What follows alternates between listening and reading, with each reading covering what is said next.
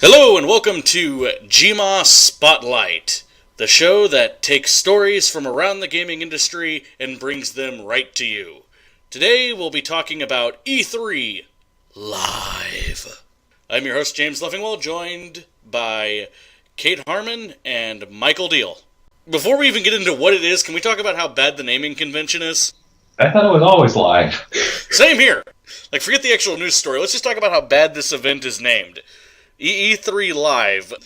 I don't know about you, but I've been streaming E3 press conferences and booth footage and everything else live for the past 6-7 years now. So for me, E3 was always kind of live. What if we're looking at this wrong? What if it's not live, it's live? Maybe it is E3 Live. So what's actually going on? The ESA are the people who control E3 every year, have decided to now start running, we'll call it a public event, across the street from E3 during Tuesday, Wednesday, and Thursday during the same days as E3. It will not be held in the same hall, and admission is free. However, admission is limited. You have to go to their website and register for your free ticket, which I would leave you a link in the description below, dear listener, except for guess what? All the tickets are already sold out, and this news came out like a day ago. Wow, that got out fast. It's hard to call it a real public event, seeing as how anyone in the public can't just show up. You had to be on this first come, first serve, to have your, fingers right on the pulse, I guess.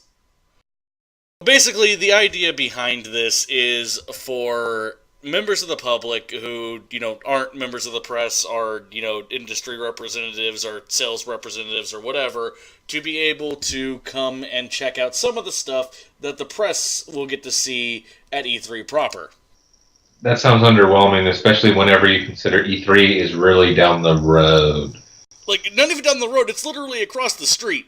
Let's talk about the companies that will be in attendance. Kate, would you like to list them all off for us? Alienware, Facebook/Oculus, Frito-Lay, HTC Vive, Loot Crate, Monster, Twitch, Ubisoft, and Warner Brothers Interactive Entertainment. My issue is what groundbreaking game experiences are we going to get from Frito-Lay? I've been really, really looking forward to Frito-Lay and Monster's new games. I'm just wondering if Monster, being owned by the Pepsi Corp, is going to try to bring back Pepsi Man. I would be way okay with that. Can somebody explain to me this? The live Pokemon Symphonic Evolutions concert. Yeah! I'm not gonna lie, I really hope that there's a, professional recording of that somewhere, because I'm the kind of idiot that will sit and watch that. I'm just trying to figure out what it's going to be. I mean, are we going to have Gen 1 Pokemon sounds going on and try and make something out of it? No, it's just a bunch of people digitizing the Jigglypuff song. It's a Pokemon Vocaloid concert where giant holograms of Pikachu, Charizard, and Mewtwo walk around the audience while techno versions of the traditional Pokemon theme songs are played in the background. At the very least, that's what I would hope it would be. However, at the moment, all we really know is that the Pokemon Symphonic Electronic Concert is going to be something that will be happening on the 14th, and those who get the free tickets to the E3 Live event will also be given free admission to whatever the hell this thing's going to be. So, let's go ahead and just wrap this up with just kind of final thoughts on the event itself, and what does this mean for E3? Because in the general state, we've got a lot of companies that are pulling out of E3 this year.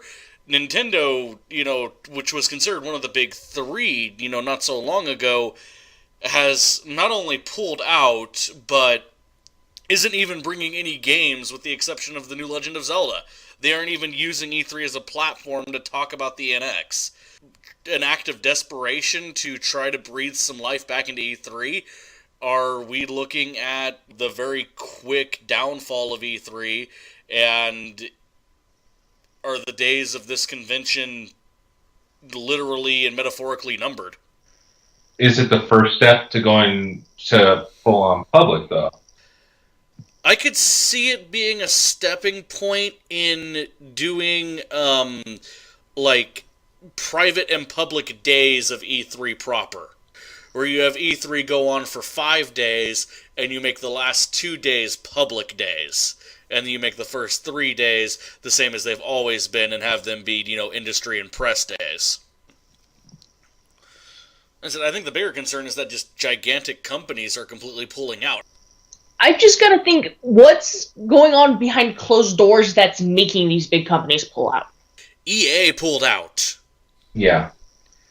When EA pulls out of E3 and Nintendo shows up to literally just show you Zelda gameplay, that's a big problem. Yeah.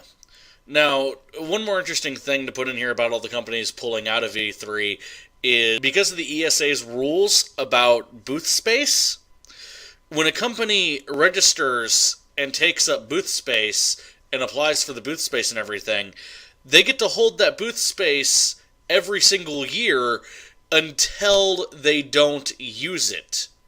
If a company like EA doesn't use that booth space and another company decides to pay the ESA for EA's booth space, that new company gets priority over EA in future years. Which Nintendo's always had a gigantic space, and they obviously have to, re-register that same space again, but they're going to have this gigantic space, and all they're going to have is a bunch of Zelda kiosks. What are they going to do with the rest of that space? Just gigantic statues of Mario riding Yoshi? I kind of like that idea, but yeah, I get what you're going at. Well, thank you for tuning in to the very first episode of GMA Spotlight on E3 Live. Please let us know down in the comments below what you think of this new format, what you think of the idea of this replacing the long-form GMA News Desk show. All of your feedback is always appreciated. Of course, if this is your first experience with GMA Transmission Station and you enjoyed the video and enjoyed our commentary on this topic, please like and subscribe.